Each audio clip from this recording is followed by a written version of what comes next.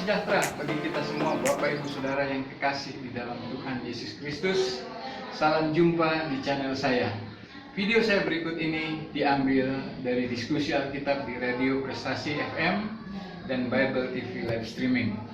Tema kali ini adalah tanggung jawab dalam tugas dan panggilan seorang pelayan Tuhan. Selamat menyaksikan, kiranya kita semua boleh diberkati oleh Tuhan melalui video ini. Dan tetaplah bersemangat, karena bersama-sama dengan Tuhan kita cakap menanggung segala perkara. Amin. Terima kasih Pak Les. Shalom untuk seluruh pendengar Radio Prestasi, dan bagi kita semua, saudara-saudara yang menyaksikan, mendengarkan acara ini. Diskusi kami pada malam hari ini bukan untuk menggurui para pendengar sekalian, tapi kita share tentang firman Tuhan. Dengan tema kita pada malam hari ini adalah jadilah pelayan Tuhan yang menyadari tanggung jawab dan panggilannya atau panggilan Tuhan. Memang benar Pak Les, jadi tanggung jawab dengan panggilan itu dua-duanya harus ada di dalam diri seorang hamba Tuhan, ya. Kalau dia bertanggung jawab tanpa mengerti panggilan Tuhan juga repot itu, ya. Kalau dia bilang dia terpanggil untuk melayani tapi tidak bertanggung jawab juga repot juga. Jadi dua hal ini tidak bisa dipisahkan. Jadi harus disadari. Dengan menyadari maka dia dapat melayani Tuhan dengan benar dan dapat dipertanggungjawabkan di hadapan Tuhan. Bagi kita para pelayan-pelayan Tuhan zaman sekarang ini, orang bilang zaman now. Zaman now dari sisi negatifnya banyak yang disoroti, ya. Generasi yang katanya cuek, ya. Generasi YouTube, ya. Generasi apalagi gadget dan lain sebagainya. Pada intinya generasi sekarang ini adalah generasi yang eksklusif, cuman untuk dirinya sendiri, untuk kelompoknya sendiri, dan banyak hal, banyak julukan. Tapi kita para hamba-hamba Tuhan memang harus siap untuk medan pelayanan yang seperti ini. Bahkan kita para hamba Tuhan ini bertanggung jawab atas generasi yang ada pada saat ini. Ya, teman saya kita diskusi, wah sekarang zaman now susah, anak remajanya susah diatur, orang-orang tuanya udah dengan dunianya, ya, jadi mereka berpisah dengan anaknya, punya dunianya sendiri. Jadi persekutuan di dalam keluarga tidak ada.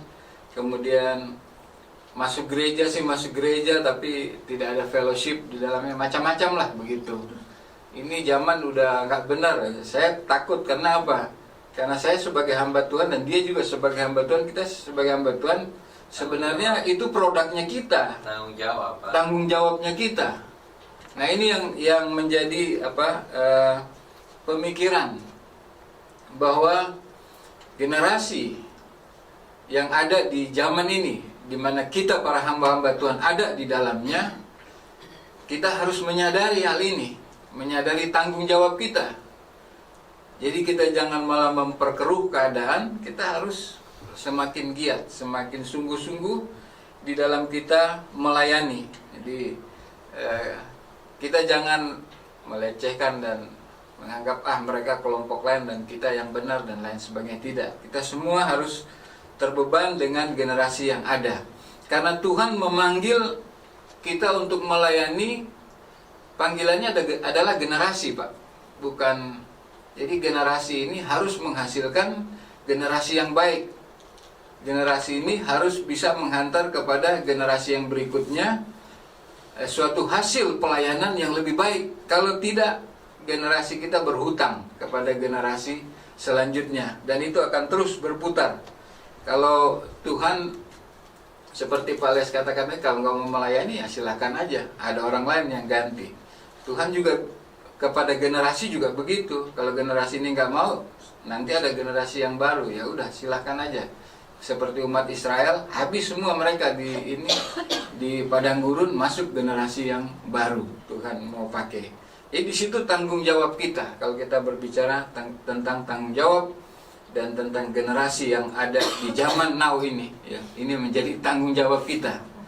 mulai dari keluarga kita, anak-anak kita, persekutuan kita, kita harus menjadikan hal ini sebagai tantangan yang kita melayani lebih sungguh-sungguh lagi. Nah, berbicara tentang tanggung jawab, saya tadi di jalan teringat kisah yang ada di dalam 1 Raja-Raja pasal 13 tentang abdi Tuhan yang diutus untuk memberikan nubuatan kepada Raja Yerobeam tentang kesalahan raja pada waktu itu. Jadi dia tegur, ya. Marah si raja ini, kemudian raja ini berusaha untuk menangkap dan lain sebagainya, tapi tidak bisa karena dibuat tangannya kejang-kejang, ya. Dan nabi itu juga, abdi Tuhan itulah yang menyembuhkan dia. Kemudian pada waktu dia mau dijamu, dia tidak mau karena rupanya Tuhan telah memerintahkan dia untuk memberikan nubuatan sebagai suatu teguran, dan dia tidak boleh tinggal di situ, tidak boleh makan roti dan air yang disediakan.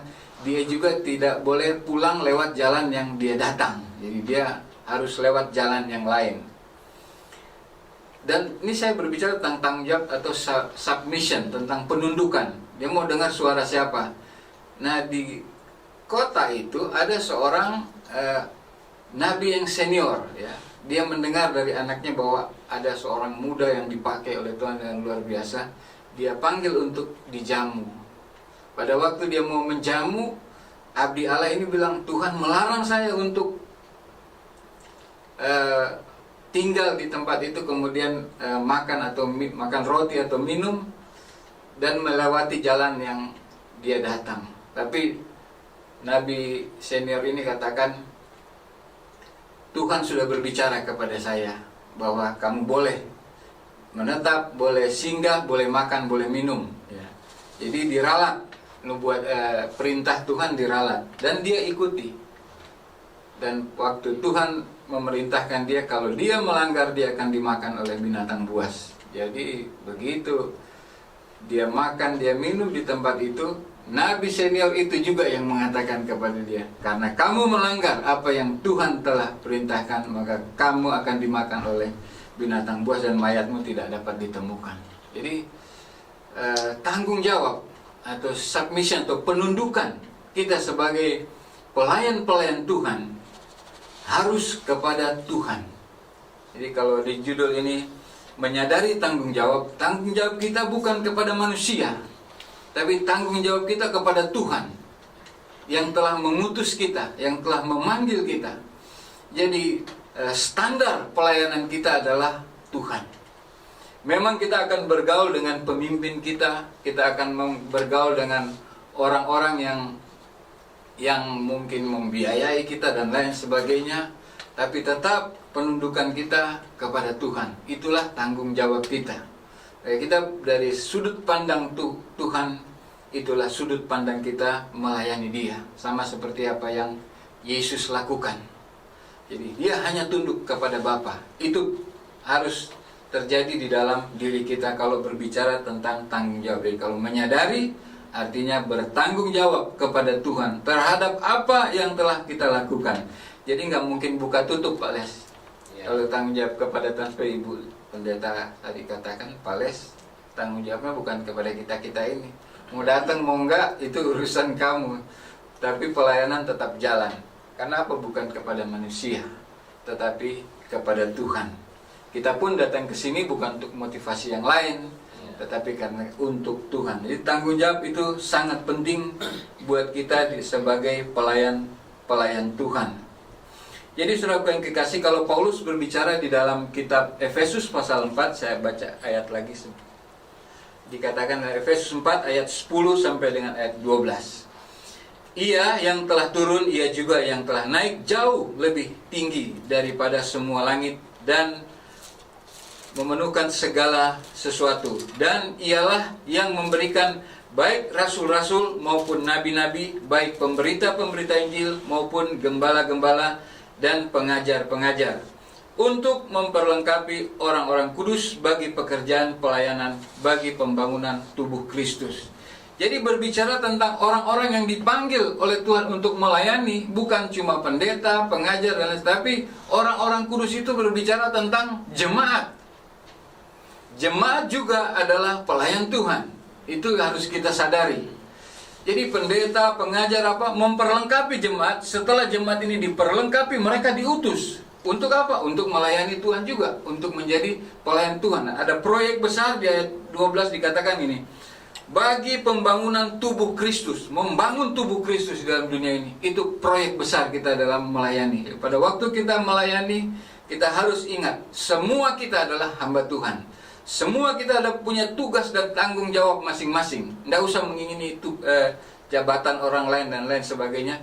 Tapi memang Tuhan sudah memanggil kita untuk melayani, yaitu suatu proyek besar. Kalau di negeri kita sedang membangun jaringan-jaringan jalan-jalan raya supaya ekonomi bisa berputar, di dalam kehidupan kerohanian, di dalam kehidupan pelayanan juga, apa yang kita lakukan adalah kita membangun suatu proyek yang sangat besar, mega proyek, untuk membangun tubuh Kristus di dalam dunia ini. Jadi nggak ada iri hati dan lain sebagainya. Jadi Paulus melihat ini bahwa semua kita adalah pelayan Tuhan. Artinya, saya jemaat, saya bukan pelayan Tuhan. Enggak, jemaat juga adalah pelayan Tuhan. Di mana dia diutus, tempat bekerja, di pasar, di mana dia diutus sebagai hamba Tuhan untuk melakukan juga pekerjaan pelayanan. Dia juga bertanggung jawab. Dia terpanggil dan dia harus bertanggung jawab kepada Tuhan, arti panggilannya. Dan saya menyinggung tentang Yesus tadi, yaitu Yesus dikatakan di dalam Yohanes 17 ayat 4 bahwa Yesus berkata kepada Bapa, aku telah menyelesaikan semua pekerjaan yang atau tugas yang Bapa telah berikan kepada dia. Dan Yesus mempermuliakan nama Tuhan. Jadi belajar tentang melayani, saudaraku yang kasih, kita belajar kepada Yesus. Bahwa apa yang Yesus lakukan di dalam dunia ini, di umur yang cuma 33,5 tahun, berdampak dahsyat buat bumi ini, buat dunia ini. Apa yang dia lakukan? Submissionnya dia adalah Bapa, penundukannya dia adalah Bapa. Semua yang Bapa perintahkan dia kerjakan. Aku telah melakukan kehendak Bapa dan menyelesaikannya. Jadi kita terpanggil juga untuk menyelesaikan semua tugas-tugas pelayanan. Dengan kita menyadari hal ini, kita pasti akan menyelesaikan. Karena umur kita terbatas di dalam dunia ini, kita nggak tahu berapa tahun. Tapi pada waktu Tuhan memberikan kepada kita kehidupan, kita harus menyelesaikannya. Sama seperti Kristus menyelesaikan pekerjaan pelayanan di dalam dunia ini. Kalau kita menyelesaikan, kalau selesai, enak sekali gitu. Selesai, baru Tuhan panggil. Itu suatu kemenangan yang sangat luar biasa. Kita harus menyadari semua ini. Siapapun kita, waktu kita mengaku percaya kepada Tuhan, kita terpanggil dan bertanggung jawab untuk melayani Tuhan. Terima kasih Pak untuk waktunya. Ya,